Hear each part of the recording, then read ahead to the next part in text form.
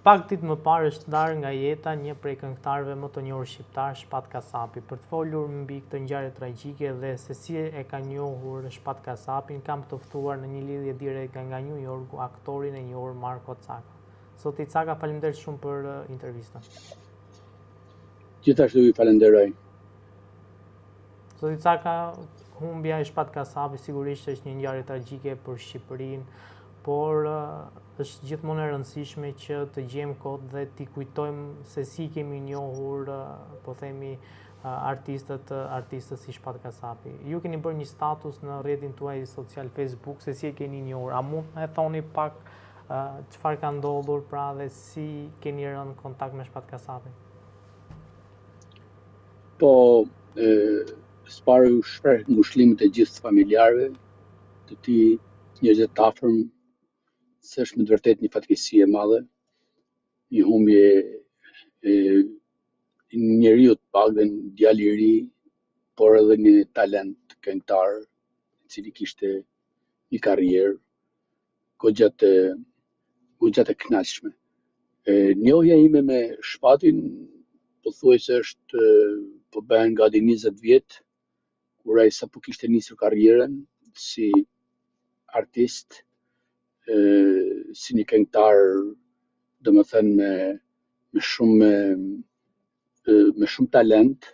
për në muzikën e tij, dhe kishte filluar shkëlqimet domethënë që në Shqipëri në atë kohë, unë jetoja në Greqi si gazetar, dhe ishte domethënë debutimi i tij i parë domethënë për të filluar një karrierë në përtej kufive, domethënë në Greqi. Dhe njohja u bë edhe me anë të organizatorëve, por edhe drejt për drejt në Shpatin, patëm një takim, mund të them shumë mbreslënës për arsye të karakterit të tij, një djalë shumë i sjellshëm, mbi të gjitha i edukuar shumë, edhe që vlerësonte njeriu më shumë. Kjo ishte domethënë një takim i parë, thua njerëzor, pastaj kontakti me kryesori ishte për arsye të karrierës së tij. Propozova tek media greke, kanal shumë i madh grek, Antena, për ta prezantuar atë tek audienca, pra tek publiku grek. Por ai më priti shumë mirë dhe u gëzua shumë pa mas nga kjo pothuajse surprizë, sepse nuk e priste që se kishte ardhur për një koncert në Athinë për emigrantët, por nuk e priste që do të jepte dhe një performancë, show, pothuajse një këngë për emisionin e njohur grek, Prej No Cafe tek Antena, që kishte edhe shikueshmëri të madhe. Zoti Caka, çfarë e bënte të veçantë Shpat Kasapi? Mbi gjitha ajo që kam takuar shumë njerëz, kur thënë njerëz të artista, më thënë nga gjitha format, artist, si nga humori, artist të filmit, artist të muzikës, por Shpati ishte më i veçantë se kishte një lloj sjelljet, kishte një lloj ndjeshmërie. Kur them ndjeshmëri, e ndjente njeriu, e ndjente respektin që duhet të jepte ndaj dikujt. Edhe ai mund të them edhe ishte edhe i turpshëm, domethënë sepse mendonte ai se po jap atë që duhet për t'i dhënë dikujt një respekt, ishte shumë i veçantë. Ashtu si thash përpara, ishte shumë i sjellshëm, dhe ajo që e bën edhe më të veçantë ishte talenti i tij në muzikën e tij. Pra, këndonte një muzikë e cila preferohej nga e rinia, pothuajse edhe nga gjitha brezat, sepse këngët e tij janë bërë hit, duke u kënduar edhe duke u marrë edhe si valle. mos themi se është një nga vallet më të mira që ka nxjerrë nga repertori i tij është ajo vallja kosovare e kënduar edhe që kërcehet në çdo fest, çdo gëzim të shqiptarëve, por mos themi se tani ka depërtuar edhe nëpër tregjet tjera,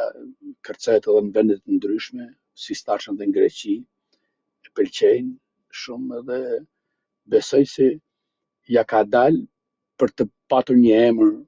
ashtu siç e meritonte, se ishte një djalë, i themi neve shqiptarët e kemi zanat të themi ishte një djalë flori, por ja që jeta që ka e pa besë ndaj tij dhe e, është për të ardhur keq se duhet vetëm ta nderojmë dhe ta kujtojmë gjithmonë si një këngëtar edhe djalë shumë i mirë. Një ikje në moshë kaq të re, 40 vjeç, po ashtu edhe babai i tij, një në ikje, po themi në moshë të re. Është një fatkeqësi, si thash, dhe se po ndodhin shpesh në kohët e fundit, janë edhe shumë gjëra që mund të mund të interpretohen nga ana e largimit të shpejtë të shumë, jo vetëm si shpati, por edhe të tjerë që largohen në moshë të re. Ndoshta ishte edhe gjenetike,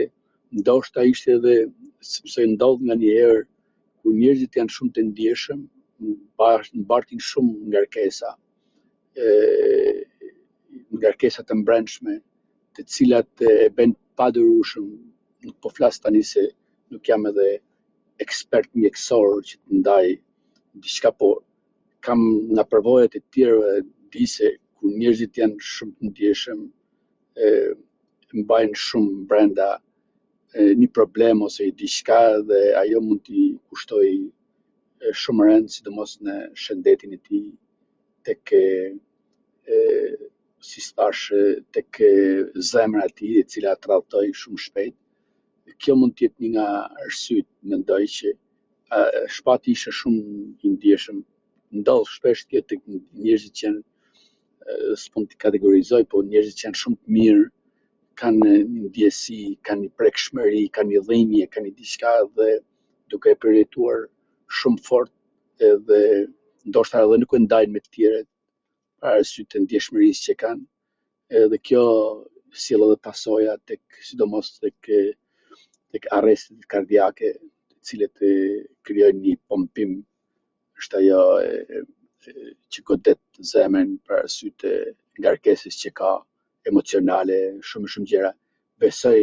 po them nga eksperiencat që kemi, pothuajse për ditën dëgjojmë, shohim edhe shpresoj nuk di si ta them se nuk jam nga ato mjeku ligjore, ndoshta kanë ardhur në një konsultim pse ndodhi ky arrest kardiak ndaj tij në një moshë kaq të re, por mund të shpjegohet edhe si gjenetike për arsye se babai iku shumë shpejt, babai i tij, por ndoshta edhe kjo që thash, ngarkesat emocionale e rëndojnë njeriu dhe sillin goditjen më të madhe që e marrin tek arrestet kardiake, tek zemra. Por është një fatkeqësi shumë e madhe ta mendosh tani kur një artist siç është ai kishte shumë shpresa, kishte shumë ëndra sepse kishte ndërtuar, sapo kishte ndërtuar një familje, djalin e vet, dhe i pritën gjitha në mes dhe është shumë tronditse kur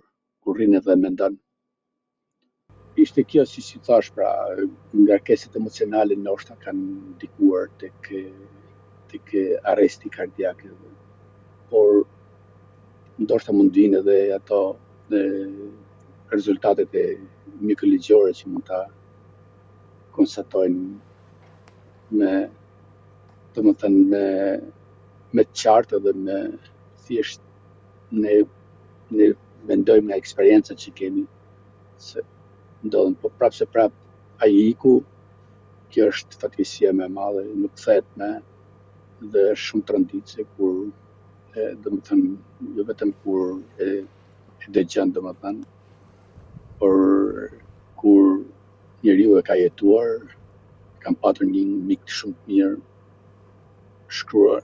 në një farë kohë më shkruante e përgëzoja për sukseset, por ja që e ka shumë trënditse. Marko, faleminderit shumë për intervistën dhe për gjithë fjalët që përcollët tu në VIP Magazine. Ishte kënaqësi. Gjithashtu unë të falenderoj shumë që ndam të domethënë këtë fatkeqësitë e madhe dhe i ngushëlloj të gjithë ata dhe Zoti i forcoft, i themi neve, dhe u preft në paqe. Të falenderoj ju për punën tuaj që bëni, Faleminderit. duke nderuar dhe vlerësuar artistët tanë.